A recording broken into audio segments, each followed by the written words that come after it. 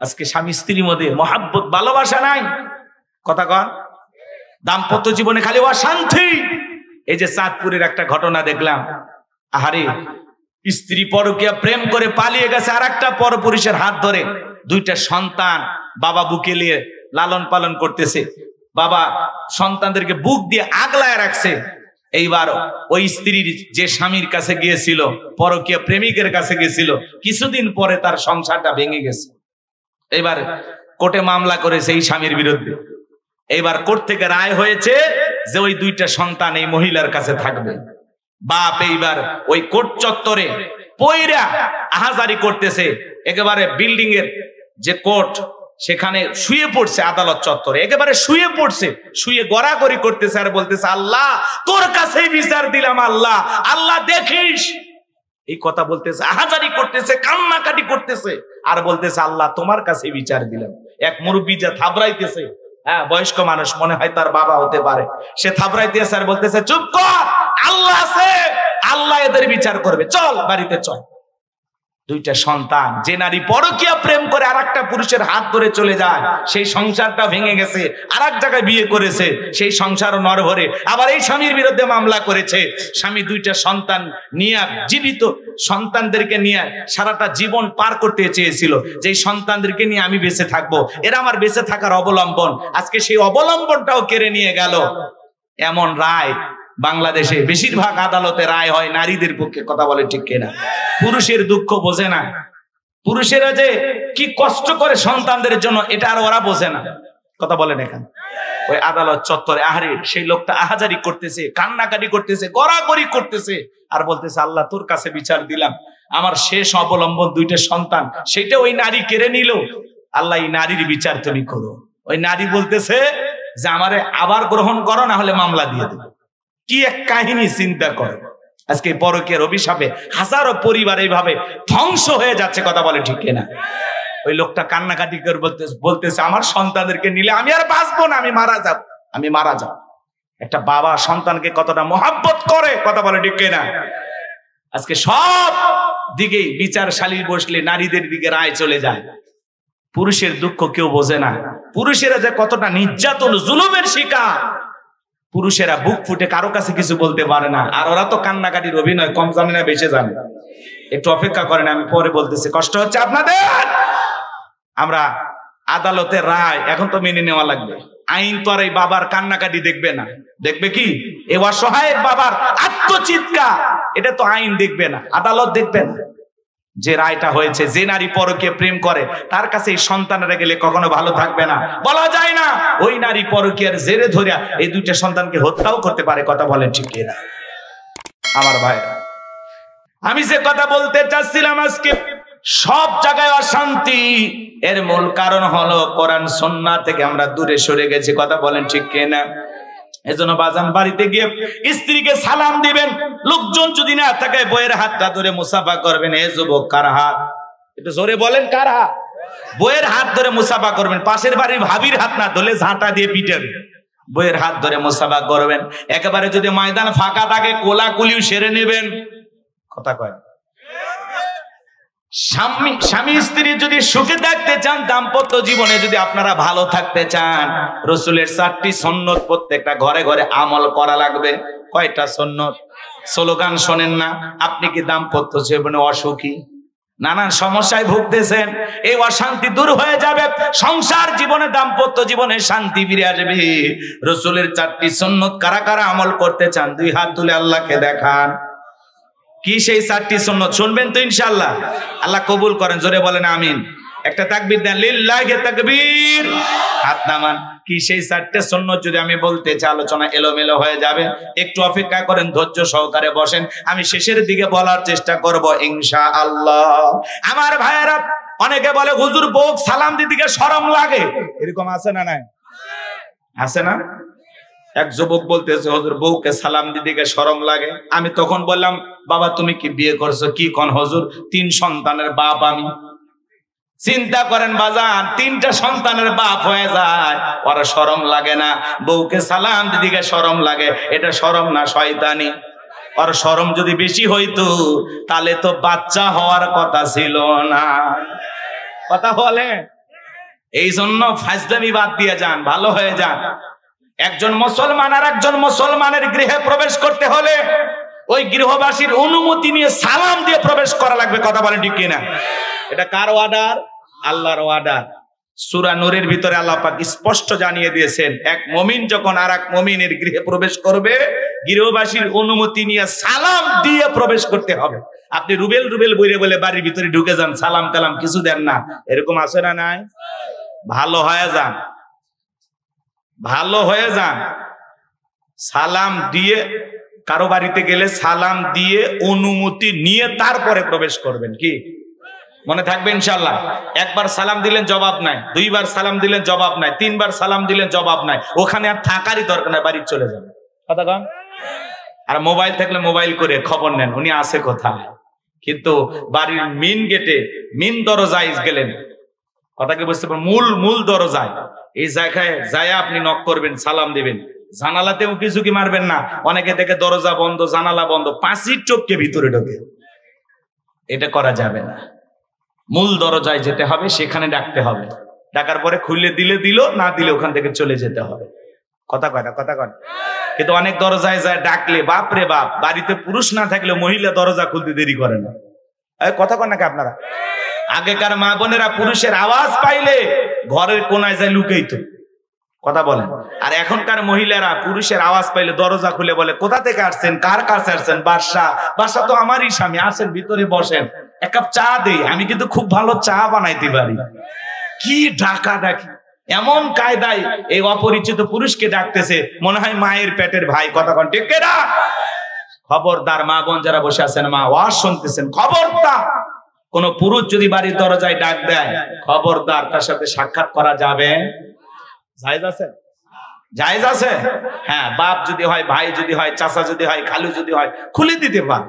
যে 14 জন পুরুষের সাথে দেখা করা জায়েজ আছে, তারা হলে খুলে দেওয়া যাবে। কিন্তু অপরিচিত কোন পুরুষ আসলে যাকে তাকে দরজা খুলে দিয়ে ভিতরে চায়ের আমন্ত্রণ জানাবেন, এমনটা করা যাবে? আল্লাহ যেন আমার মা বোনদের হেদায়েত দান করেন। এটা জোরে বলেন আমিন। একটু অপেক্ষা করেন, একটু অপেক্ষা করেন, সামনে যাই মজা পাবেন ইনশাআল্লাহ। আচ্ছা, আমি যে কথাগুলো বলতেছি এগুলো আমলের কথা কিনা বলেন? আমাদের আমল করা দরকার আছে না নয়? আমার ভাইয়েরা দিল দিয়ে কথাগুলো বোঝার চেষ্টা করবেন। বাজান গো আমার, আম্মা জান আয়েশা ডেকে বলেন, নবীজি যখন সালাম দিয়ে প্রবেশ করলেন, নবীজির চেহারার আলোতে সুইটা কই পড়ে আছে আমি পরিষ্কার দেখতে পেয়েছি। বলুন আল্লাহু আকবার। কেমন নবী পাইছি বাজান জানেন? যে নবী হ্যাঁ বললে তামাম পৃথিবীবাসীর জন্য আল্লাহ পাক হালালে পরিণত করে দেয়, যে নবী না বললে তামাম পৃথিবীবাসীর জন্য আল্লাহ পাক হারামে পরিণত করে দেয়। বলুন আল্লাহু আকবার। নবীর সম্মান মর্যাদা কত জানেন? আজকে সেই নবীর নাম বললে আমরা বুঝি না। এক জায়গায় যা বললাম, ভাই বলেন তো আমাদের নবীর নাম কি? বলে হুজুর আব্দুল কাদের জিলানী। পীর সাহেবের নাম মুখস্থ আছে, কিন্তু কপাল পরা রাসূলের নামটা বলতে পারে না। যে নবী আসমানের চাঁদের দিকে ইশারা করলে চাঁদ দুই টুকরো হয়ে যায়, আল্লাহু আকবার। যে নবী জমিনে পা তুলে মাওলা পাকের আরশে আজিমে পৌঁছে যায়, বলুন আল্লাহু আকবার। যে নবী জমিনে পথ চললে আসমানের মেঘ এসে ছায়া প্রদান করত। আরে কেমন নবী পাইছি বাজার, নবীর সম্মান মর্যাদা কত, কেমন নবী পাইছি, কেমন নবী পাইছি। আরে যে খাবার 2-3 জন মানুষ খাবে, ওই খাবারে যদি বিশ্ব নবীর হাতটা লেগে যায়, শত শত মানুষ খাবার কেউ যেমন খাবার তেমনি থাকতো। যে ছাগলের স্তনে দুধ নাই, বিশ্ব নবী হাত লাগায় দিলে দুধে পরিপূর্ণ হয়ে যেত। আল্লাহু আকবার বলে। নবীজি যেই পথ দিয়ে হেঁটে যাইতেন সুগন্ধি পাওয়া যাইতো। নবীজি যখন ওযু করতেন, ওযুর পানি দিয়া সুগন্ধি বের হয়ে যেত। বলেন আল্লাহু আকবার। শুধু কি তাই, নবীজি যখন ঘেমে যেতেন, আম্মা জানেরা নবীজির দেগের ঘামগুলো শিশির ভিতরে জমা রাখতেন। বিশেষ দিনে নবীজির দেগের ঘামগুলো সুগন্ধি হিসাবে ব্যবহার করা হতো। বলুন সুবহানাল্লাহ। পাইলে নিরালাই গো নবী, পাইলে নিরালাই, পাইলে নিরালাই গো নবী, পাইলে নিরালাই। 2 কদমে চুমু খাবো, 2 কদমে চুমু খাবো, চরণ ধুলি মাগবো গাই। পাইলে নিরালাই গো নবী, পাইলে নিরালাই। জোরে বলেন মারহাবা। এ ভাই, এ ভাই, ও চাচা, কি খবরদার ওটা বসা করবেন না। আমি আগে বলছি না, যারা যাবেন একটু যান, আলোচনা মাঝখানে উঠে যান। কেন? রসুলের কথা হচ্ছে, নবীর কথা হচ্ছে, সেখান থেকে আপনি উঠে যান। তার মানে কি নবীর মহব্বত কলিজা আছে? হ্যাঁ, কিসের 1-1.5 ঘন্টার জন্য কিসের পেশাব? চুপচাপ থাকেন, আমি দোয়া করব পেশাব জনিত যত রোগ আছে আল্লাহ যেন না দেয়। খবরদার ওটা বসা করবেন না। আর যদি ভালো না লাগে হাত তুলে খালি একজন সিগন্যাল দেবেন, দোয়া করে দিলে আপনিও বেঁচে যান, আমিও বেঁচে যাই। 5-10 কিলোমিটার দূরে বউ রেখে আপনার যদি মন চায় বাড়িতে যেতে, আমার অবস্থা কি? কি বলেন? আমার নাই? রাগ করতেছেন নাকি আপনারা? খবরদার ওটা বসা করবেন না। আলোচনার পরিবেশটা এলোমেলো হয়ে যায়। আপনি যখন ওঠেন তখন আপনার দিকে তাকাইলে আমার মন মানসিকতাটা নষ্ট হয়ে যায়। খবরদার আর যেন কারো মাথা উঁচু না দেখি। সম্মানিত ভাইয়েরা আমার, দিল দিয়া কথাগুলো বোঝার চেষ্টা করবেন। মাজান নবীর সম্মান মর্যাদা কত! আরে কেমন নবী পাইছি, কেমন নবী পাইছি, কেমন দরদের নবী পাইছি। বাজান একটু অপেক্ষা করেন, সামনে গিয়ে বলার চেষ্টা করব। নবীর কাছে বেলাল কথা মনে আছে না নাই? হযরতে বেলাল লিখে বলে, নবী আপনি কালেমার দাওয়াত দেন, ইসলামের প্রচার প্রসার করেন, দয়া করে আমারে কালেমা পড়ায় দেন। বিশ্ব নবী হযরত বেলালকে পড়ায় দিলেন, লা ইলাহা ইল্লাল্লাহু মুহাম্মাদুর রাসূলুল্লাহ সাল্লাল্লাহু আলাইহি ওয়াসাল্লাম। হযরতে বেলাল কালেমা পড়ে মুসলমান হয়ে গেল। নবী আমার ডেকে বলে, বেলাল ইসলামের অবস্থা কোনো ভালো না, কালেমা পড়েছো আপাতত প্রকাশ করা যাবে না। আপনারা বলেন তো বাজান, ইসলামের অবস্থা কি সব সময় ভালো থাকে? আজও তাম পৃথিবীর দিকে তাকায় দেখেন, যেখানে মুসলমান সেখানে নির্যাতন জুলুম আছে না নাই? জোরে বলেন আছে না নাই? আজও ফিলিস্তিনের জমিনে মুসলমান রক্ত নিয়ে জালেমেরা খেলা করে। আলহামদুলিল্লাহ কিছুদিনের জন্য যুদ্ধবিরতি হয়েছে। অনেকে বলতেছেন এটা স্থায়ী সমাধান। ডোনাল্ড ট্রাম্পের জন্য অনেকে প্রশংসা করতেছেন যে শান্তির উপরে ডোনাল্ড ট্রাম্পকে নোবেল পুরস্কার দেওয়া হোক। অনেকে বলতেছে ডোনাল্ড ট্রাম্প সহযোগিতা করছে। আসলে কি করছে না করছে বেঈমানদেরকে চেনা বড় কঠিন। এরা মুখে বলে একটা, অন্তরে আর একটা, এদের পরিকল্পনা বোঝা বড় দায়। তবে আলহামদুলিল্লাহ ইসরায়েলি সেনা প্রত্যাহারের নির্দেশ দেওয়া হয়েছে। হাজার হাজার ইসরায়েলি সেনা তারা বাড়ির পথে রওনা করেছে। আমরা চাই আমাদের নির্যাতিত অসহায় মাজলুম মুসলমানদের ঘরে ঘরে ঈদের আনন্দ ফিরে এসেছে, তারা আনন্দিত হয়েছেন। আমরা চাই আনন্দের ধারাবাহিকতা অব্যাহত থাক, তারা নিরাপদে বসবাস করুক আল্লাহর এই জমিনে। কথা বলেন ঠিক কিনা?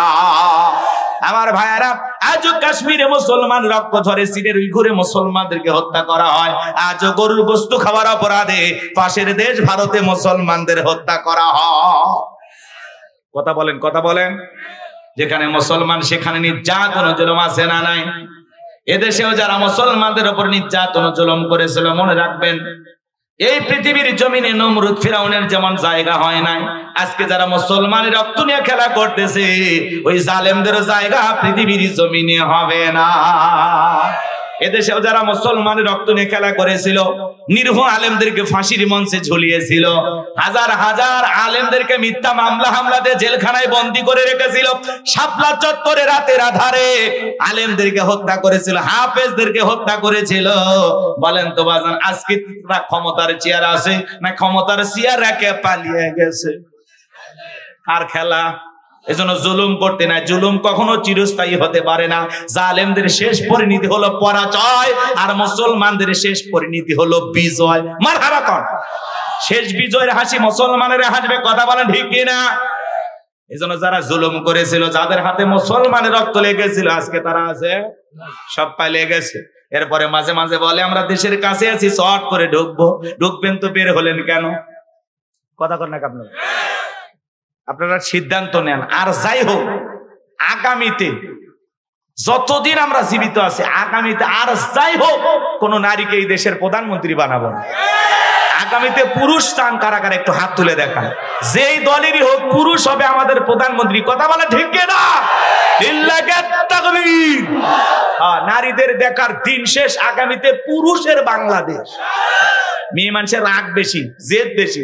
দেখেন না মাঝে মাঝে স্বামীর সাথে ঝগড়া লেগে হাঁড়ি পাতিল ভেঙে ফেলে দেয়, স্বামী তুলে আছাড় মারে, রাগ করে বাপের বাড়ি চলে যায়, রাগ করে 20 কোটি মানুষ থুয়ে পালিয়ে গেছে। কি গান? মেয়েদের রাগ বেশি। রাগ করতেছেন? আবার উনি মাঝে মাঝে বলে আমি দেশের কাছে এসে শর্ট করে ঢুকবো। আসেন, আমরা বুঝি মেয়ে মানুষ কতদিন বাইরে থাকবেন, আসেন এই দেশেই আসেন। কি বলেন, আসার দরকার আছে না নাই? আমরা বারবার বলি আপনি আসেন, এই দেশ আপনার বাবার, এই দেশ আপনার স্বামী, আপনি আসেন, যেই দিক দিয়ে মন চায়, যেই দিন মনে চায় আপনি আসেন। কথা বলেন। বুবু আইবা তুমি আইবা গো, সেই দিন আইসা বুবু ক্ষমতা পাইবা না। ও বুবু আইবা তুমি আইবা গো, সেই দিন আইসা বুবু ক্ষমতা পাইবা না। খোঁজ নাই বহু কাদের কাকার, অবস্থা খারাপ তোর বেশ বাবার, হাউন আঙ্কেল এখন সামনেও আসে না। নেতা কর্মী সব জেলের ভিতর, আমি আসি ডরের ওপর, কখন জানি আসে গ্রেপ্তারি পরোয়ানা। বুবু আইবা তুমি আইবা গো, সেই দিন আইসা বুবু চিয়ার পাইবা না। ক্ষমতার চেয়ার থেকে নামা সহজ, কিন্তু ওই চেয়ারে ওঠা কঠিন। কথা বলে ঠিক কিনা? দেশের মানুষ রেখে পালিয়ে গেছে। আজকে ঢাকা শহরে এক জায়গায় ওরা মিছিল করতে চাইছে, কর্মী সমাবেশে ডাক দিছিল। আমাদের কিছু ভাইরা এমন ধোলাই দিছে, প্রশাসনের লোকজন মিলে সবাই মিলে ধোলাই দিছে। কথা কয় না? কথা কয় না? আরে এক সময় এদেশের ইসলামপন্থীদেরকে নিষিদ্ধ করেছিল, আজকে তারাই নিষিদ্ধ হয়েছে। কথা বলে ঠিক কিনা? কার খেলা? আল্লাহর খেলা। এই জন্য বাড়াবাড়ি করতে নাই। রাগ করেন নাকি আপনারা? সামনের দিকে যাই বাজান গো, আমার গভীর মনোযোগ দিয়ে কথাগুলো শুনে যান। বেলাল ডেকে বলে নবী গো, আমার জীবনের কোনো দাম নাই। আমার মনি বোমায়কে বলেছিলাম উট দুম্বা ছাগল পেশাব পায়খানা করে দেয়, এই ঘরে থাকতে আমার বড় কষ্ট হয়। ওমায় দেখে বলে বেলাল, উট দুম্বা ছাগলের দাম আমার কাছে আছে, কিন্তু তোর মতো কালো হাফসি বেলালের দাম আমার কাছে নাই। ও নবী, আমার জীবনের কোনো দাম নাই, আপনি শুধু আমাকে দোয়া করে দেন, আমি যেন মৃত্যু পর্যন্ত কালেমার পথে টিকে থাকতে পারি। ইসলামের পথে টিকে থাকতে গেলে হাজারো নির্যাতন জুলুম আসবে। কথা বলেন ঠিক কিনা? তাম পৃথিবীর জালিম বেঈমানরা ঐক্যবদ্ধ হয়েছে ইসলাম আর মুসলমানকে মুছে ফেলে দেওয়ার জন্য। তো বাজান, ইসলাম আর মুসলমানের সাথে আছেন তিনি কে? তাম পৃথিবীর জালেমেরা যতই ষড়যন্ত্র করুক, ইসলামকে মুছে ফেলার শক্তি পৃথিবীর কোন জালেমের, নমরুদ ফিরাউন যেমন পারে নাই, এরাও পারবে না। এরা ষড়যন্ত্র করে ইসলামকে বিদায় করবে, কিন্তু ইসলামের সুইচ আছে কার হাতে? আমার আল্লাহ ডেকে বলেন ইউরিদুনা লিতুফাও, জীবনটা দিতে রাজি, নবীজির কালেমা ছাড়তে রাজি না। আর একটু জোরে বলেন আল্লাহু আকবার। এইবার আবু জেহেল ডেকে বলে, এ যুবকের দল, বেলালের পায়ে রশি লাগাও। হযরতে বেলালের পায়ে রশি লাগাইয়া উটের পায়ের সঙ্গে বাইদা বাজার মরুভূমির উত্তপ্ত গরম বালিতে শেষরে নিয়ে গোড়া গলো। আরবের বালিগুলো এত গরম, সাল দিলে বুড়ি হয়ে যায়। উত্তপ্ত গরম বালিতে বেলালের পায়ে রশি লাগায়া উটের পায়ের সঙ্গে বেঁধে শেষরায় নিয়ে ঘোরা হচ্ছে। বাবলা গাছের কাটা গলো জিব্বার ভিতরে পেরেকের মতো মারা হচ্ছে বাজার। এরপরে বিকেল বেলা নিয়ে এসে বলে, বেলাল চাবুক দিয়ে পিটাইলাম, পায়ে রশি লাগাইয়া নিয়ে ঘুরলাম। এ বেলাল, তারপরে কি নবী মুহাম্মাদের কালেমা ছাড়বি না? হযরতে বেলাল ডেকে বলে, আবু জেহেল রে, মারতে মারতে যদি আমার জীবনটাও চলে যায়, বেলাল নিঃশ্বাস থাকবে যতদিন, বেলাল ইসলামের পথে টিকে থাকবে ততদিন। বেলালকে কোন নির্যাতন জুলুম করে ইসলাম থেকে সরাইতে পারবো না। এইবার আবু জেহেল ডেকে বলে, যুবকের দল, বিশাল বড় একটা পাথর নিয়ে আইসা বেলালের বুকের উপরে চাপায়া দাও। বড় একটা পাথর কয়েকজন যুবক মিলে ধরে নিয়ে এসে বেলালের বুকের উপরে চাপায়া দিল। আবু জেহেল মনে করলো পাথরে চাপার আঘাতে বেলাল মারা যাবে, এই কথা ভেবে কাফেররা চলে গেল। হযরতে বেলালের বুকের উপর বিশাল বড় একটা পাথর, রক্তাক্ত জিহ্বা নাড়াইয়া হযরতে বেলাল তবু জিকির করে কা। এ বাজান গো, আপনাকে আমাকে জিকিরি করার জন্য কেউ মারে না, ধমক দেয় না, পেটে না, তবু আমরা কপাল পরে আল্লাহর জিকিরি করি না। হাদিস শরীফের ভিতরে আসছে, যার জিহ্বাটা আল্লাহর জিকিরে ভিজা থাকে, আল্লাহর জিকিরে তরুতাজা থাকে, ওই জিহ্বাওয়ালা মানুষ কোনোদিন জাহান্নামের আগুনে জ্বলবে না। বলুন সুবহানাল্লাহ। সব সময় আল্লাহর জিকিরি করা লাগবে, আল্লাহকে স্মরণ করা লাগবে। ফাযকুরুনি আযকুরুকুম ওয়াশকুরুলি ওয়ালা তাকফুরুন। বান্দারে তোমরা আমি আল্লাহকে স্মরণ করো, আমি আল্লাহ তোমাদেরকে স্মরণ করব। কৃতজ্ঞতা প্রকাশ করো, অকৃতজ্ঞ হয়ো না। তাহলে সব সময় জবানে জিকির চালু রাখতে হবে। কার? এ বাজার রিকশা চালাতে চালাতে জিকির করা যায়, ফ্যান চালাতে চালাতে জিকির করা যায়, মাঠে কাজ করতে করতে জিকির করা যায়, দোকানদারি করতে করতে জিকির করা যায়, রাস্তা হাঁটতে হাঁটতে জিকির করা যায়। জিকির করার জন্য আলাদা সময় লাগে না, আলাদা উজু করে টাইম নিয়ে বসা লাগবে না। সব সময় জবানে জিকির চালু রাখতে হবে। কার? চলতেছেন, ফিরতেছেন, কাজ করতেছেন, সব সময় জবানে জিকির চালু রাখবেন। সুবহানাল্লাহ, আলহামদুলিল্লাহ, আল্লাহু আকবার, লা ইলাহা ইল্লাল্লাহ, সুবহানাল্লাহি বিহামদিহি, সুবহানাল্লাহিল আযীম। তাহলে সব সময় জবানে জিকির চালু থাকবে। কার? আরেকটু জোরে সবাই ভালোবেসে ডাকবেন, আল্লাহ। জিকির করব কার? আমার ভাইয়েরা, ও রক্তাক্ত জিহ্বা নিয়ে হযরত বেলাল জিকির করতেছি, চোখের কোনা দিয়ে পানিগুলো ঝরতেছে। বেলাল দেখে বলে, আল্লাহ তুমি তো সেই আল্লাহ, ইব্রাহিমের জন্য যদি নমরুদের আগুনকে ফুলের বাগান বানায় দিতে পারো, ও আল্লাহ তুমি কি পারো না বেলালের বুকের পাথরটাকে তুলার মতো নরম বানায় দিতে? আমার বুকে পাথর থাকার কারণে তোমার মতো মালিকের জিকির করতে বড় কষ্ট হয়। ও আল্লাহ তুমি কি পারো না বেলালের বুকের পাথরটাকে তুলার মতো নরম বানায় দিতে? বেলাল চোখের পানি ছেড়ে কান্না করে দোয়া করতে দেরি, আসমানের মালিক আল্লাহ দোয়া কবুল করতে দেরি করে নাই। বেলালের বুকের পাথরটাকে আমার আল্লাহ তুলার মতো নরম বানিয়ে দিয়েছে। বলুন সুবহানাল্লাহ। বেলাল নিঃশ্বাসের সাথে পাথর ওঠে আর নামে। আল্লাহু আকবার। আশিক রাসূল বেলাল, নবীর পাগল বেলাল। নবীকে কতটা মোহাব্বত করতো জানেন? বিশ্ব নবী যখন মক্কা নগরীতে পথ চলতো, বেলাল একবার ডানে যায় আর একবার বামে যায়। নবী ডাইকে বলে, বেলাল বুঝিনা, একবার ডানে যাও একবার বামে যাও, কারণটা কি? বেলাল দেখে বলে, নবী গো আপনি কালেমার দাওয়াত ইসলামের প্রচার প্রসার করেন, ওই কাফের বেঈমান হলো আপনার শত্রু, আপনাকে টার্গেট করে যদি ডান থেকে তীর নিক্ষেপ করে গো নবী, আমি আগে আগে ডান দিকে যাই আর মনে মনে ভাবি ওই তীরটা যেন সর্বপ্রথম আমি বেলালের বুকের ভিতরে ঢোকে। আমি বেলাল মারা গেলে ইসলামের ক্ষতি হবে না, আপনি নবী মারা গেলে ইসলাম আর মাথা উঁচু করে সামনের দিকে দাঁড়াতে পারবে না। বলেন আল্লাহু আকবার। আবার বাম দিকে যায়, মনে মনে ভাবে ওরা যদি বাম থেকে তীর নিক্ষেপ করে এটা যেন আমি বেলালের বুকের ভিতরে ঢোকে। বেলাল নবীকে কতটা মহব্বত করতো, কতটা ভালোবাসতো বাজান। বিশ্ব নবী যেদিন ইন্তিকাল করেছিলেন, বেলাল ছোট্ট বাচ্চার মতো ফুপিয়ে ফুপিয়ে কান্না করে, কান্না দিয়ে বুক ভেসে যায়। আর বেলাল ডেকে বলে, আমি জীবনে কোনোদিন আজান দেব না, আমি আজান দেওয়ার পরে বিশ্ব নবী ইমামতির মুসল্লায় দাঁড়াবে না, আমি বেলাল আর কোনোদিন আজান দেব না। সাহাবীরা ডেকে বলে, বেলাল শান্ত হ, শান্ত নাও, শান্ত হয়, ভেঙে পড়ো না।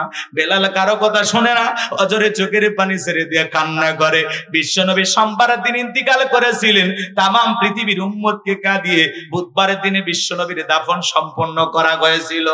আজ মদিনার সবুজ গম্বুজের নিচে আপনার আমার কলিজার টুকরা নবী সাইতো, নবীর পাগলের রাজা সবুজ গম্বুজের দিকে তাকায়া থাকে। রাসূলের রওজায় সালাম দেওয়ার সময় যে ছিদ্রের ভিতরে লেখা আছে আমার নবীর নাম, ওই ছিদ্রটা দিয়া নবীর কবরের দিকে তাকাইয়া কত আশিক কত পাগল অজরে চোখের পানি ছেড়ে দিয়া কান্না করে। নবীকে যারা মহব্বত করে ভালোবাসে তারাই জানে এর মহাজাটা কত। কিন্তু অনেক পাগলেরা যায় নবীকে মহব্বত করার সময় নবী রওজার পাশে দাঁড়ায় সালাম দেওয়ার সময় সেলফি তোলা নিয়ে ব্যস্ত হয়ে যায়, ভিডিও করা নিয়ে ব্যস্ত হয়ে যায়। নবীর পাগল যারা নবীকে সালাম দেয় আর অজরে কান্না করে, আহাজারি করে, নবীর কাছে কেঁদে কেঁদে বলে, নবী আমি অমুক জায়গা থেকে আসছি, আমি আপনার পাগল, আমার ভাইরা দিল দিয়ে কথাগুলো বুঝে যাও। হযরতে বিলাল আর মদিনায় থাকলো না, চলে গেল। বলে আমি মদিনায় থাকলে পাগল হয়ে যাব। বেলাল চলে গেল। 6টা মাস অতিবাহিত হয়ে যায়, বেলাল আর মদিনায় আসে না। নবী ঘুমের ঘরে ডেকে বলে, বেলাল, কত মানুষ দূর দূরান্ত থেকে আইসা আমি নবীর কবরের পাশে দাঁড়াইয়া সালাম দেয়। বেলাল আয় আয়, একবার মদিনায় আইসা আমি নবীর রওজার পাশে দাঁড়াইয়া সালাম দিয়া যা। হযরতে বেলাল বিশ্ব নবীকে ঘুমের ঘরে স্বপ্নে দেখার পর আর দেরি করলেন না। পরের দিন সকালবেলা মদিনার পথ ধরে রওনা করলেন। মদিনায় পৌঁছার পরে সবাই ডেকে বলে, বেলাল দাও না একবার আজান দাও, তোমার কণ্ঠে আজান শুনতে চায়। সাহাবা একরাম এসে বলে, ছোট ছোট বাচ্চারা এসে পর্যন্ত বলে। মদিনার অলিগলিতে খবর হয়ে গেল বেলাল আসছে। ছোট্ট বাচ্চারা পর্যন্ত বলে, মা একটু বেলালকে দেখে আসি। সবাই আসলো, বেলাল কারো কথা শোনে না, বলে না আমি আজান দেওয়ার পরে নবী ইমামতির মুসল্লায় দাঁড়াবেন, আমি বেলাল আজান দিতে পারবো না। নবীর নাতি হাসান আর হোসাইন দুইটা ভাই যখন দুইটা হাত ধরেছে, হযরতে হোসাইন যখন হাতটা ধরে ডেকে বলে, নানু ভাই, নানাও চলে গেছে, তুমি আমাদেরকে ছেড়ে চলে গেছো, কতদিন হয়ে গেল নানু ভাই, তোমার কণ্ঠে আমরা আজান শুনতে পাই না, দাও না একটু নানু ভাই আজান দাও, আমি হুসাইন একটু তোমার আজান শুনতে চাই। হযরতে বেলাল তাকায়া দেখে, মনে হয় হোসাইনের চেহারার উপরে বিশ্ব নবীর চেহারা মোবারক ভেসে উঠেছে।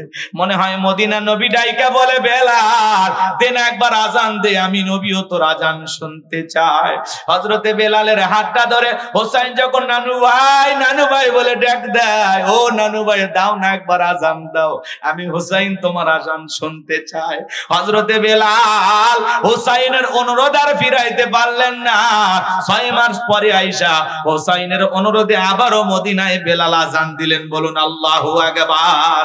অনেক লম্বা ঘটনা এইদিকে আছে, ওইদিকে যাওয়ার সুযোগ নাই বাজান। বেলালের উপর নির্যাতন ও জুলুমের কথা বিশ্ব নবীর কান পর্যন্ত যখন পৌঁছে গেল, নবী আমার ডেকে বলে, আবু বকর, বেলালের কষ্টের কথা, নির্যাতনের কথা আমার আর সহ্য হয় না, যাও যাও তুমি আমার বেলালের জন্য একটা কিছু করো। হযরত আবু বকর সিদ্দিক রাদিয়াল্লাহু তাআলা আনহু কয়েকগুণ দাম বেশি দিয়া উমায়ের কাছ থেকে হযরত বেলালকে আজাদ করলেন, মুক্ত করলেন। বলুন আল্লাহু আকবার। ভালো করে বুঝবেন সিদ্দিক একবার কেমন মানুষ ছিল জানেন? ইসলামের জন্য 13টা দোকান ছিল, বিক্রি করে দিয়েছে। আর একটা মসজিদের জন্য 1 বস্তা সিমেন্ট দিতে মনে চায় না। কথা কয় না গো? কয়টা দোকান বিক্রি করছে? 13টা দোকান বিক্রি করছে, কইরে ইসলামের জন্য খরচ করছে। সুবহানাল্লাহ। কর লম্বা আলোচনা বাজান, লম্বা করার কোনো সুযোগ নাই। একদিকে সন্তান হারানোর ব্যথা, অন্যদিকে সাহাবায়ে কেরামদের উপর নির্যাতন ও জুলুম। এই যখন ইসলামের অবস্থা, এই জন্য নবীর মনটা ভীষণ খারাপ, মুখটা মলিন, চোখের কোনা দিয়ে অশ্রু ঝরতেছে। নবীর যখন মন খারাপ, নবীকে সান্ত্বনা দেওয়ার দায়িত্ব কার?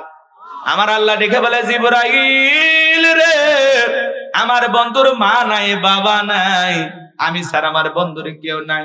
এ জিবরাইল, আমার বন্ধুর মনটা হয়েছে ভারী, আমি আল্লাহ সইতে নাহি পারি।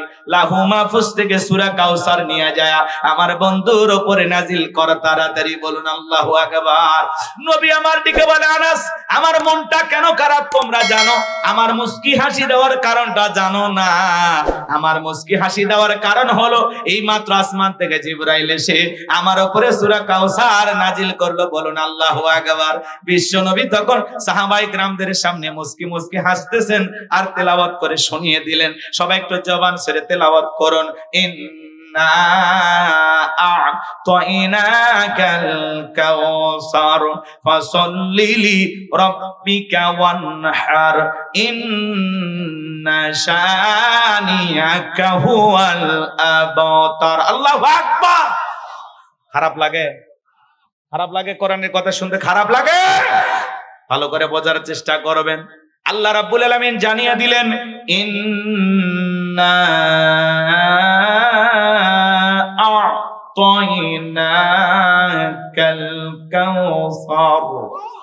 আল্লাহ রাব্বুল আলামিন দেখে বলেন, অবশ্যই আমি আল্লাহ পাক আপনাকে হাউজে কাউসার দান করেছি। এই পৃথিবীর অন্য কোন নবী রাসূলকে আল্লাহ তাআলা হাউজে কাউসার দান করেন নাই। সুবহানাল্লাহ বলেন। আপনার আমার নবীকে আল্লাহ তাআলা স্পেশাল ভাবে হাউজে কাউসার গিফট করেছেন। আমার আল্লাহ বলেন, ইন্না আ'তাইনাকাল কাউসার, নিশ্চয়ই আমি আল্লাহ পাক আপনাকে হাউজে কাউসার দান করেছি। এই হাউজে কাউসারের পানি দুধের মতো সাদা, পানির মতো ক্লিয়ার, মধুর চাইতে মিষ্টি। ওই কঠিন কিয়ামতের ময়দানে যেদিন বিচার দিবস কায়েম হয়ে যাবে, বিচার দিবসের একদিন হবে 50,000 বছরের সমান। ওই কঠিন কিয়ামতের ময়দানে যেদিন সূর্যটা সৎ মাথার উপরে চলে আসবে, সূর্যের তাপে মানুষের মাথার মগজ টকবক করে গলে যাবে। যেদিন মানুষের জিহ্বাটা কুকুরের মতো ঝুলে আসবে নাভি পর্যন্ত। যেদিন একজন আরেকজনের পরিচয় দেবে না, পাহাড় পর্বত নদী নালা খাল বিল বিল্ডিং আমারত কোনো কিছু থাকবে না। কুল্লুমান আলাইহা ফান, এই পৃথিবীর জমিনের সবকিছু আল্লাহ তাআলা ধ্বংস করে দেবেন। আমার ভাইয়েরা, ওই কঠিন কিয়ামতের ময়দানে যেদিন ভাই ভাইয়ের পরিচয় দিবে না, স্বামী স্ত্রীর পরিচয় দিবে না, ওই কঠিন কিয়ামতের ময়দানে আহারে যেদিন কিয়ামত দিবস কায়েম হয়ে যাবে, সেদিন আল্লাহর আরশের ছায়া ছাড়া আর কোনো ছায়া থাকবে না। ওই কঠিন কিয়ামতের ময়দানে মানুষ পানি পানি বলে চিৎকার মারবে। দলে দলে মানুষ বিশ্ব নবীর দিকে রওনা করবেন। নবীজি হাউজে কাউসারের পিয়ালা নিয়ে দাঁড়িয়ে থাকবেন তার উম্মতদেরকে পানি পান করার জন্য। দলে দলে মানুষ বিশ্ব নবীর দিকে আগমন করবেন। এমত অবস্থায় নবীজি তাকায় দেখবেন কেন জানি সংখ্যাটা কমে গেল। নবী তখন দেখে বলবেন, আল্লাহ আমার উম্মতকে আমি সংখ্যায় অনেক দেখতে পাইলাম, কেন জানি সংখ্যাটা কমে গেল, আমি বুঝতে পারলাম না। আমার আল্লাহ তখন ডেকে বলে, বন্ধু পাইকারি দরে আপনি সবাইকে হাউজে কাউসারের পানি পান করাইতে পারবেন না। দুনিয়ার জীবনে দুইটি অপরাধ করেছিল যারা, আপনার হাতে আজকে হাউজে কাউসারের পানি পাবে না তারা। জোরে বলেন কয়টা অপরাধ? ওই দুইটা অপরাধ আপনার আমার ভিতরে থাকতে পারে কিনা একটু জানার দরকার আছে না নাই? দুইটা অপরাধ কি কি? গভীর মনোযোগ দিয়ে কথাগুলো শুনে যান। নবীজি হাউজে কাউসারের পিয়ালার পানি নিয়ে দাঁড়ায় আছেন। এদিকে তাকান, এদিকে তাকান। আপনি যাবেন, নবীজির চেহারা মোবারক দেখবেন, আর নবীজির হাতে হাউজে কাউসারের পানি পান করবেন। ওই কঠিন কিয়ামতের ময়দানে ও হাতীবান্ধার মুসলমানেরা, লালমনির হাটের বাবাজিরা, কারা কারা নবীজির হাতে হাউজে কাউসারের পানি কিয়ামতের ময়দানে পান করতে চান? দুইটা হাত তুলে আরশের মালিক আল্লাহকে দেখান। আল্লাহ আমাদের সবাইকে কিয়ামতের ময়দানে নবীজির হাতে হাউজে কাউসারের পানি পান করা তৌফিক দান করুন। জোরে বলুন আমিন। আর একটু জোরে বলেন আমিন। আরো একবার বলুন আমিন। হাত নামান। এই যে হাউজে কাউসারের পানি পান করতে আপনারা চাইলেন, পানি চাইলেই কি পাওয়া যাবে বাজার? শোনেন শোনেন, হাউজে কাউসারের পানি, এদিকে এদিকে এদিকে তাকান, আমার দিকে তাকান। হাউজে কাউসারের পানি, হযরত আবু বকর পিয়ালাগুলো ভরায় দিবেন, মাঝখানে দাঁড়িয়ে থাকবেন হযরত ওমর। হযরত ওমর নিয়ে বিশ্ব নবীর হাতে দিবেন, আর নবীজি তার আদরের উম্মতদেরকে খুঁজে খুঁজে হাউজে কাউসারে পানি পান করাবেন। রাসূলের হাতে এক পেয়ালা হাউজে কাউসারের পানি যদি পান করতে পারেন, আর ওই কিয়ামতের কঠিন দিন আপনার কাছে কঠিন মনে হবে না, আল্লাহ সহজ করে দেবেন। নবীজির হাতে হাউজে কাউসারের পানি পান করলে জান্নাতে ঢোকা পর্যন্ত আপনার তৃষ্ণা লাগবে না, তৃষ্ণা মিটে যাবে। বলুন না সুবহানাল্লাহ। আল্লাহর আরশের নিচে ছায়া, 7 শ্রেণীর মানুষকে আল্লাহ ছায়া দেবেন। কয় শ্রেণী? এই 7 শ্রেণীর মানুষের মধ্যে যদি আপনি থাকতে পারেন, আল্লাহর আরশের নিচে ছায়া আর রাসূলের হাতে হাউজে কাউসারের পানি, এই দুইটা যদি জুটে যায় আপনি জান্নাতি, আপনার আর কোনো টেনশনই নাই। কোন সুবহানাল্লাহ। এবার শোনেন, হাউজে কাউসারের পানি চাইলেই তো পাওয়া যাবে না, কাজ করা লাগবে। আমি আপনাদের এলাকায় আসলাম, একটা ছেলের হাতে কিছু চকলেট দিলাম, দিয়ে বললাম ভাতিজা আমার জন্য এক পাতা পানি এনে দাও। ওই ছেলেটা চকলেট পেয়ে মারছে দৌড়, মাঝখানে আছাড় খেয়ে পড়ে গেছে, হাঁটু ছিলে গেছে, রক্ত বের হয়েছে। এরপরে চকলেট থাকার কারণে উঠে দাঁড়াইছে, বদনা ধরিয়া পানি নিয়ে আমার সামনে হাজির। আমি তখন বললাম, বাবা এই পানি টান দিকে তোমার কষ্ট হয়েছে, মাঝখানে আছাড় খেয়ে পড়ে গেছো, চামড়া ছিলে গেছে, রক্ত মনে হয় বের হয়েছে, ব্যথাও মনে হয় ভালোই পাইছো। ওই ছেলেটার হাতে চকলেট থাকার কারণে বলতেছে, আমি এরকম কত পড়ে যাই, আমার কিছুই হয় না। চকলেটের আনন্দের কারণে এরকম ব্যথাকে ব্যথা মনে হবে না। কিয়ামতের ময়দানে নবীজির হাতে হাউজে কাউসারের পানি পান করতে পারলে কিয়ামতের কঠিন দিন আপনার কাছে কঠিন মনে হবে না, আল্লাহ সহজ করে দেবেন। ঠাট্টা বিদ্রুপ করে, হ্যাঁ সূর্য কোন দিকে উঠছে, উত্তর পাড়ার বাসা দিকে মসজিদে নামাজ পড়বা না 2 দিন পরে ছাইড়া দিবা? এরকম টিটকারি মারে কিনা? এরকম আলোচনা সমালোচনা করে কিনা? ওই সমস্ত মুরব্বীদের, নামাজিদেরকে বলতেছি, সাবধান চাচা, সাবধান। আপনি তো দাওয়াত দিয়ে 5 জনকে মসজিদে এনে নামাজি বানাইতে পারেন না। হঠাৎ করে কেউ নামাজে ধরছে, ও 2 দিন পড়বে না 2 ওয়াক্ত পড়বে, আপনার কোনো সমস্যা আছে? এ কথা কন নাকি আপনারা? আপনার কোন সমস্যা আছে? তাহলে আপনি কেন ঠাট্টা বিদ্রুপ করতেছেন? আপনার এই কথা শুনে ওই লোক যদি আগামী কাল থেকে আর মসজিদে না আসে, আল্লাহর কাছে কি জবাব দিবেন? এই কথা কন নাকি আপনারা? এজন্য আপনার আমার ব্যবহার সুন্দর হওয়া লাগবে। কেউ হঠাৎ করে মসজিদে আসছে, পারলে দোয়া করে দেন, ভাতিজা তুমি নামাজে আসছো দেখে দিলটা বইরে গেছে, আমি আল্লাহর কাছে বহুবার দোয়া করেছি, আল্লাহ আমার ভাতিজা যেন নামাজি হয়, তুমি আসছো দেখে দিলটা বইরে গেছে, আল্লাহর কাছে দোয়া করি আল্লাহ যেন মৃত্যু পর্যন্ত তোমাকে মসজিদে নামাজ আদায় করার তৌফিক দান করেন। দোয়া করেন, ভালোবেসে বুকে টানেন, ঘৃণা ছড়াবেন না। কথা বলেন। মানুষকে ভালোবেসে বুকে টানতে হবে, দরদ দিয়ে দাওয়াত দিতে হবে, ঘৃণা ছড়ানো যাবে না। আপনার এমন কোনো কথা বলা যাবে না যে কথার কারণে মানুষ কষ্ট পায়। আপনার এমন কোনো আচরণ করা যাবে না যে আচরণের কারণে মানুষ ব্যথিত হয়। কথা বলেন। চৌক বয়সে একটু দাড়ি রাখছে, ওইটা নিয়ে সমালোচনা করে, এই বয়সে দাড়ি রাখি, দাড়ি রেখে বউ নিয়ে ঘুরতে গেছে, কয় ভাবি আসসালামু আলাইকুম, সাথে চাচার খবর কি? বউ বাড়িতে এসে রাগ করে, তোমার সাথে বাহিরে যাওয়া যায় না কেন? কয় আমার ডাকে ভাবি আর তোমার ডাকে চাচা। যেই বউ নবীর সুন্নত দাড়িকে মহব্বত করে না, এই বউ আপনাকে 100% ভালোবাসা দিতে পারে না। দাড়ি হলো পুরুষের সৌন্দর্য, পুরুষের মুখে দাড়ি সুন্দর। কথা কয় না? পৃথিবীর সকল নবীদের মুখে দাড়ি ছিল। কথা কয় না? দাড়ি কার সৌন্দর্য? পুরুষের সৌন্দর্য। দাড়ি থাকলে পুরুষকে পুরুষ পুরুষ লাগে, আর দাড়ি ছাড়া পুরুষকে মহিলারও দাড়ি নাই, পুরুষেরও দাড়ি নাই। কথা কন। একটু দাড়ি রাখেন। যুবক যারা আছো, পায়ে হাত দিয়ে অনুরোধ করি, শোনা, পায়ে হাত দিয়ে অনুরোধ করি, দাড়ি রাখো, অনেক লাভবান হইবা। হ্যাঁ, দাড়িওয়ালা পুরুষে বললাম না, আর বুঝে না, বোঝে না, রাগ করে। দাড়ি রাখবেন, পুরুষের শক্তি ফিরে পাবেন। কোরআনের তাফসীর মাহফিল করার জন্য তারা সহযোগিতা করেছেন। আজকে আমাদের দেশে এমন একটা সম্প্রীতি, এমন একটা মহব্বত, এমন একটা ভ্রাতৃত্ব, এমন একটা ভালোবাসা আমাদের ভিতরে আল্লাহ তাআলা পয়দা করে দিয়েছেন যে আমরা মুসলমান, আমাদের তাফসীরুল কোরআন মাহফিলের আয়োজনে আমাদের অমুসলিম ভাইরা সহযোগিতা করেন। অনেক অমুসলিম ভাই বোন আমার এই আলোচনা শুনতেছেন, কথা বলে ঠিক কিনা? তারা বলেছেন আমরা হুজুরের ওয়াজ শুনবো, আমরা হুজুরকে অনেক মহব্বত করি। আমি যখন 18 সালে ভারতে সফরে গিয়েছিলাম, লক্ষ লক্ষ অমুসলিম ভাইয়েরা দেখেছি তাফসীরুল কোরআন মাহফিল আলোচনা শোনার জন্য এসেছে। হাজার হাজার অমুসলিম ভাইয়েরা এসে আমার সাথে সেলফি তুলেছেন, আমার হাতে হাত মিলিয়েছেন, আর বলেছেন হুজুর আমরা অমুসলিম হইলেও আপনার আলোচনা খুব ভালো লাগে, খুব মহব্বত করে শুনি। আমি গুনাহগারের হাতে আজ পর্যন্ত এই হাতে হাত রেখে 6 জন অমুসলিম কালেমা পড়ে মুসলমান হয়েছে। জোরে কর মারহাবা। এই জন্য বাজানগো আমার অমুসলিম ভাইরা, তারা আমাদেরই ভাই, আমরা সুখে দুঃখে মিলেমিশে পাশে থাকবো ইনশাআল্লাহ। আমরা তাদের নিরাপত্তা নিশ্চিত করব, তাদের দুঃখ কষ্টে আমরা পাশে দাঁড়াবো ইনশাআল্লাহ। তারা যেন ভালোভাবে জীবন যাপন করতে পারে, এ ব্যাপারে আমরা সহযোগিতা করব ইনশাআল্লাহ। কষ্ট হয়েছে। তাহলে আজকের মাহফিল অমুসলিম ভাইরা সহযোগিতা করেছেন, তারাও আলোচনা শুনতেছেন, আলহামদুলিল্লাহ। কি ত্যাগ তারা স্বীকার করেছেন মাহফিল বাস্তবায়ন করার জন্য, জমির ধান কাটে সহযোগিতা করছে। মারহাবা বলেন।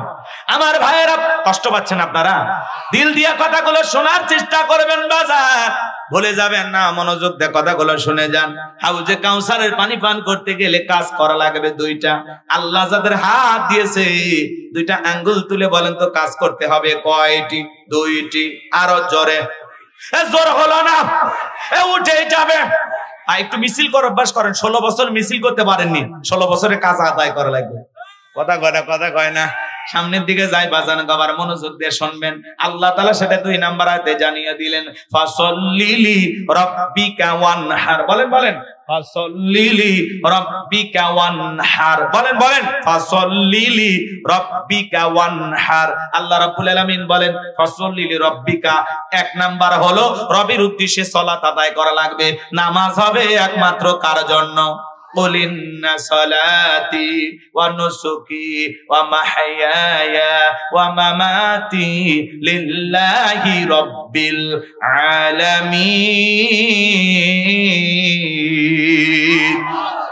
সূরা আনআম আয়াত নাম্বার 162। আল্লাহ রাব্বুল আলামিন জানিয়ে দিলেন, নবীজি আপনি বলুন আমার নামাজ, আমার কুরবানি, আমার জীবন, আমার মরণ লিল্লাহি রাব্বিল আলামিন, আসমান জমিনের প্রতিপালকের জন্য। তাহলে মুমিন জীবনের সব ইবাদত হবে একমাত্র কার জন্য? আর একটু জোরে বলেন, আর একটু জোরে বলেন। আমার জীবনে সব ইবাদত হবে কার জন্য? আমার জীবন, আমার মরণ, আমার বন্দেগি কবুল করো ইয়া ইলাহি, আমার জিন্দেগি, আমার জীবন, আমার মরণ, আমার বন্দেগি। জোরে বলেন মারহাবা।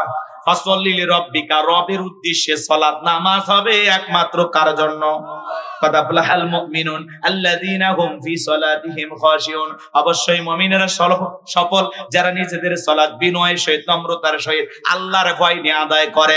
নামাজ হবে একমাত্র কার ভয়ে?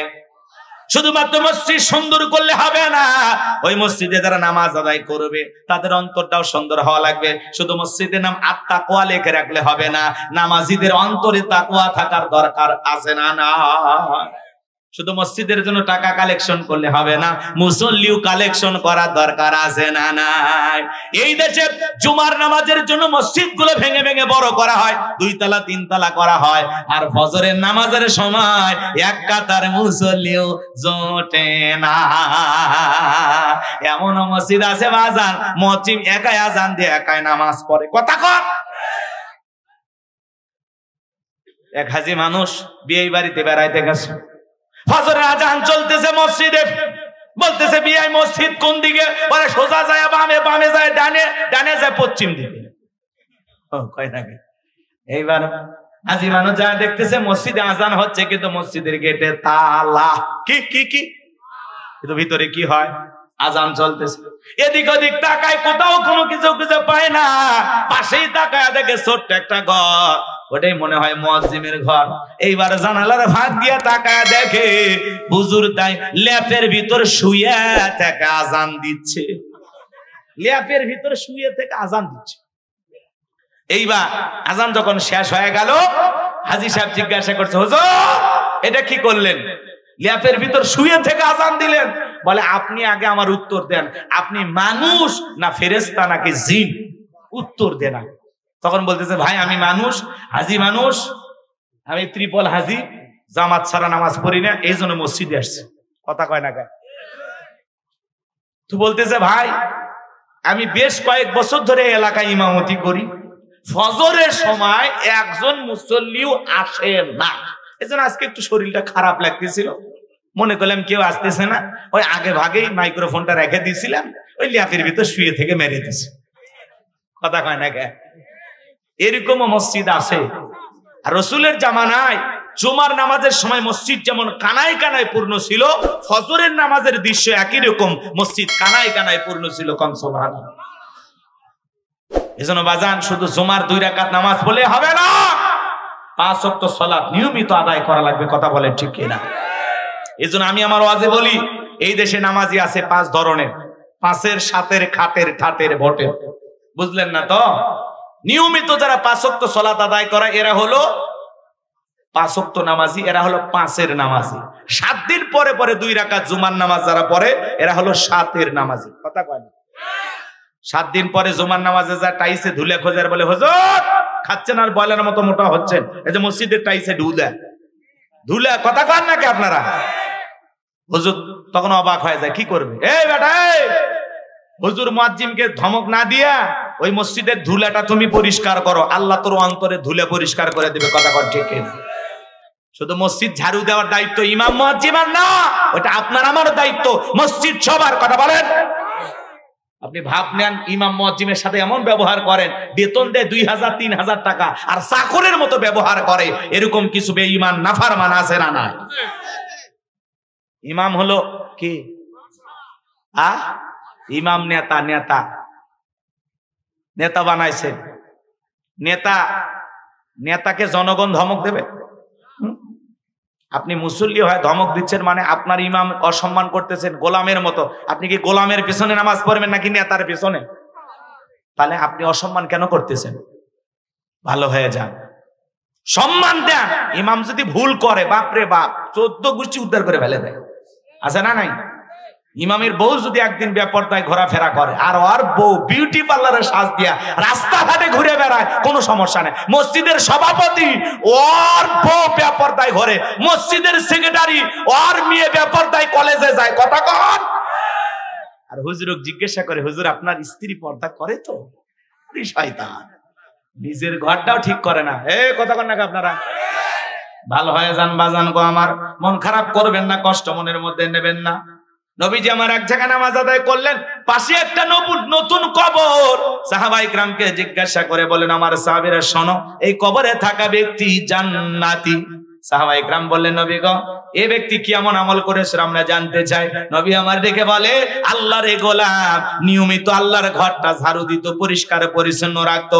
আল্লাহর ঘর ঝাড়ু দেওয়ার কারণে আল্লাহ তাআলা তাকে জান্নাত দিয়েছে, বলুন সুবহানাল্লাহ। তাহলে মসজিদের ময়লা একটু ঝাড়ু দেওয়ার দরকার আছে না নাই? দেখবেন দিলটা হালকা হয়ে যাবে, মনের অহংকার কমে যাবে। কথা বলেন ঠিক কিনা? লম্বা হবে, আমি লম্বা করব না। খাটের মুসল্লি কারা যারা, মানুষ মারা যায়, ঘোষণা হয়ে যায় এই গ্রামের অমুক ব্যক্তি মারা গেছে, ইন্না লিল্লাহি ওয়া ইন্না ইলাইহি রাজিউন। মানুষ মারা গেছে, বাদ জোহর জানাজা। সকালবেলা ঘুম থেকে উঠে বলে, বিবি রে একটা ঘোষণা শুনলাম আমাদের গ্রামের অমুক নাকি মারা গেছে। বলে হ্যাঁ ঘটনা সত্য। তখন বলে, আরে আমারই বন্ধু মানুষ, গত কয়েকদিন আগে একসাথে বসলাম, আমরা ঘন্টির বাজারে চা খাইলাম, ছেলেটা এত ভালো ছিল, চায়ের বিল পর্যন্ত দিতে দিল না, আরো 10 দিন বেঁচে থাকলে চায়ের বিল আরো দিত। মারা গেছে, তাড়াতাড়ি করে পাঞ্জাবিটা ধুইয়া রেডি রাখো, আমি একটু তার জানাজা পড়াতে যাব। উদ্দেশ্য হলো জানাজা পড়া, জহর পড়া না। দৌড়ে যায় দেখে হুজুর জানাজা শুরু করেনি, হুজুর শুরু করছে কি জহরের নামাজ। তখন বলতেছে, যেহেতু জানাজা পড়তে আসছি জহরটাও পড়ে নে, আল্লাহু আকবার। উদ্দেশ্য হলো কি? জানাজা পড়া, জহরের নামাজ পড়া না। কথা বলে না কেন? কিন্তু পরিস্থিতির কারণে বেকায়দায় পড়ে জহরটা আদায় করছে। কথা কর। এরপরে হুজুর দাঁড়ায় বলে, কুল্লু নাফসিন যায়কাতুল মাউত।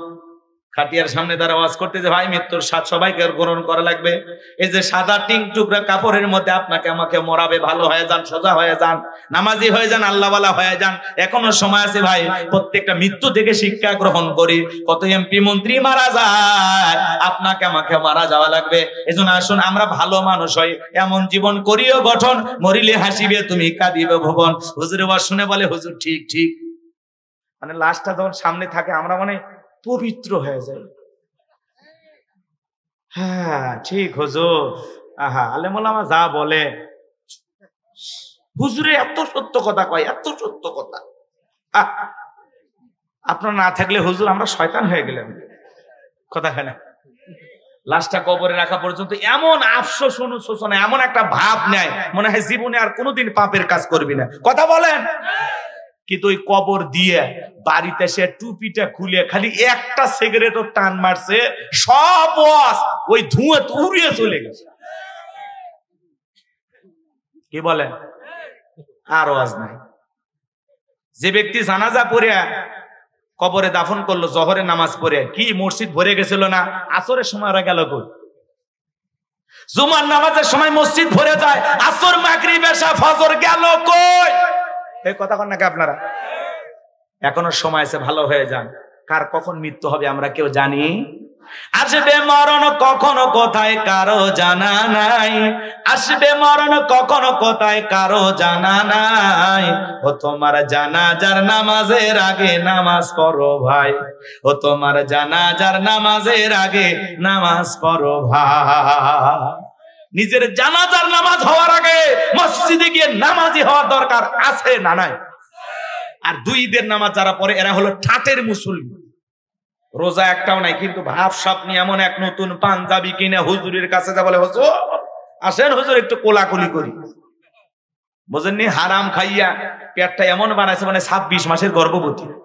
হুজুরকে এতই কায়দায় বুকে নিতে পায়, মাঝখানে পেটটা ব্যারিকেড হয়ে গেছে। কিসের কোলাকুলি হচ্ছে? খালি পেটটা পেটি। কথা হয় না কেন? পেটের সাথে পেটের সংঘর্ষ লেগে গেছে। রাগ করতেছেন? এবার হুজুর কানে কানে বলতেছে, ভাই রোজা কয়টা? 29টা না 30টা? তারাবি কয়টা হয়েছে? বলতেছে, হুজুর ব্যবসায়িক চাপে এতটাই ব্যস্ত ছিলাম, একটি রোজাও রাখতে পারিনি, তারাবি পড়তে পারিনি, কিন্তু ইফতার খাওয়া মিস করিনি।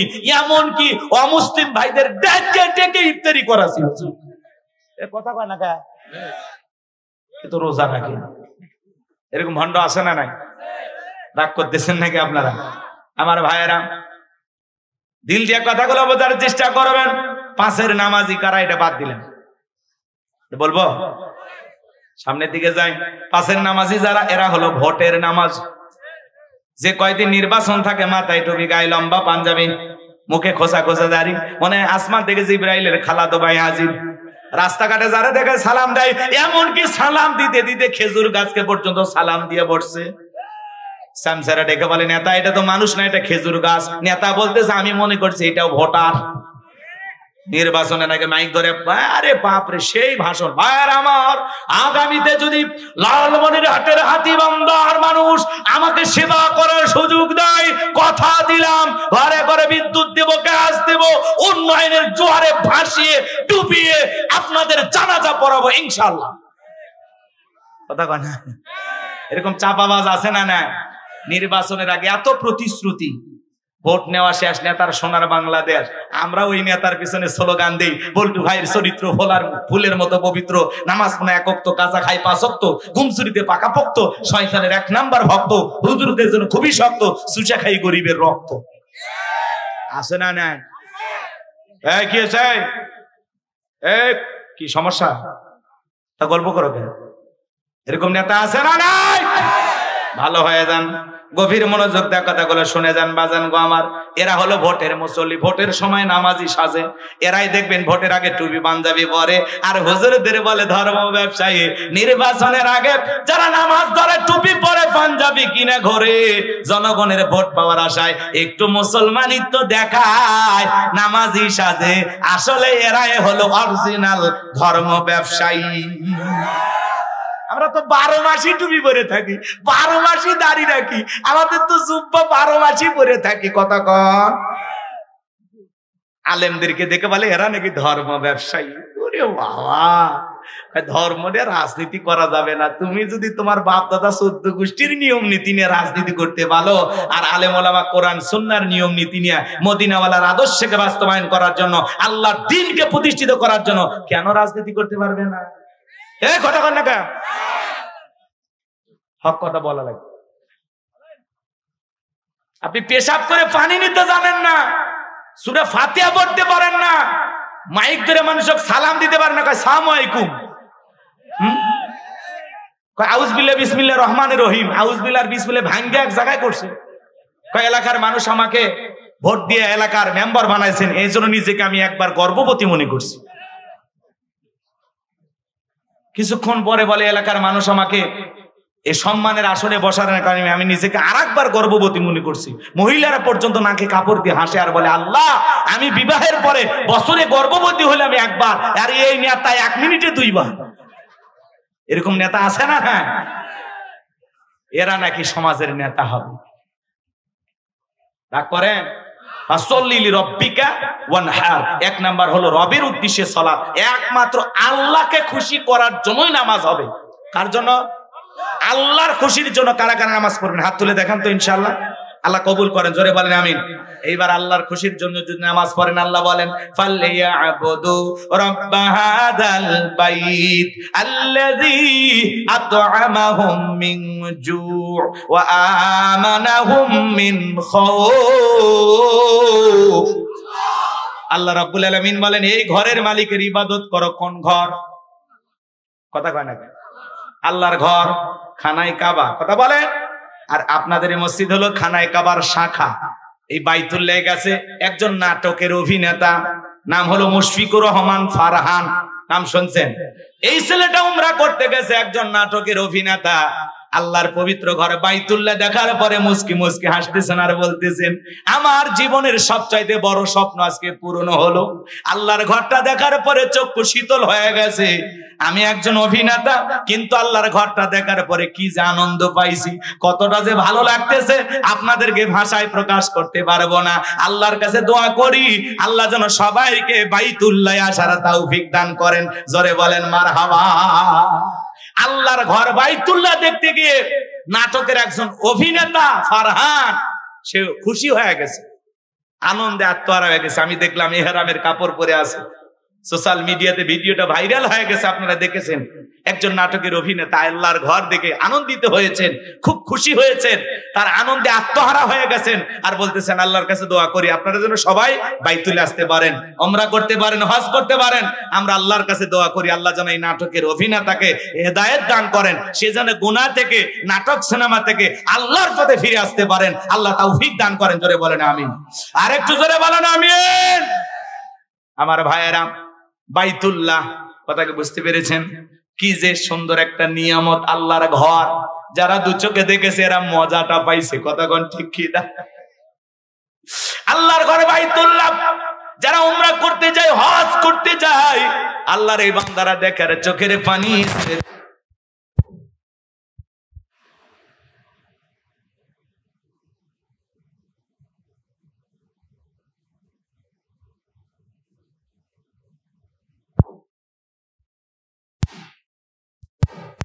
ইবাদত করো, ইবাদত যদি ইবাদতের মতো হয়, বান্দা নামাজ যদি নামাজের মতো হয়, আমি আল্লাহ তোমাদেরকে দুইটা জিনিস দেব। যে বান্দা 5 ওয়াক্ত সালাতে মাথা নত করে আল্লাহকে সিজদা দেবে, আমার আল্লাহ রাব্বুল আলামিন বলেন আল্লাযী আত'আমাহুম মিন জু', আমি আল্লাহ রাব্বুল আলামিন 1 নাম্বার তোমাদের রিজিকের ব্যবস্থা করব। বলুন সুবহানাল্লাহ। বলেন তো বাজান, রিজিক দেওয়ার মালিক কে? ওয়া মা মিন দাব্বাতিন ফিল আরদি ইল্লা আলাল্লাহি রিজকুহা। আল্লাহু আকবার।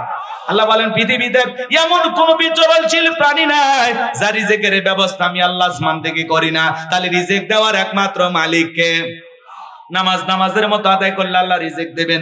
2 নাম্বার, সকল ভয় থেকে নিরাপত্তা দেবেন। ওয়া আমানাহুম মিন খাউফ, সকল ভয় থেকে আল্লাহ নিরাপত্তা দেবেন। ভয় আছে না নাই? মেয়েটা কলেজে গেল, একা একা ফিরবে না। কে ছেলে? যুবক, বসো বসো, মজা আছে, বসো বসো।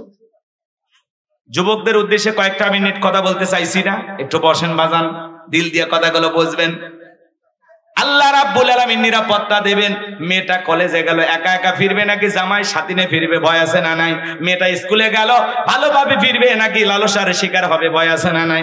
আপনি 2 লাখ টাকা নিয়ে হাতীবান্ধা থেকে আপনার এই গ্রাম পূর্ব বিসন্দই আসবেন, মনে মনে ভাবতেছেন আল্লাহ 2 লাখ টাকা নিয়ে বাড়ি পর্যন্ত যাইতে পারবো নাকি ছিনতাইকারী ডাকাতের কবলে পড়ে টাকা জান 2টা হারাবো? আমাদের ভয় আছে না নাই? নামাজের মতো আদায় করলে আল্লাহ ভয় থেকে নিরাপত্তা দিবেন। এই সমাজে কি বলেন তো বাজান, নামাজির সংখ্যা কম না বেনামাজি?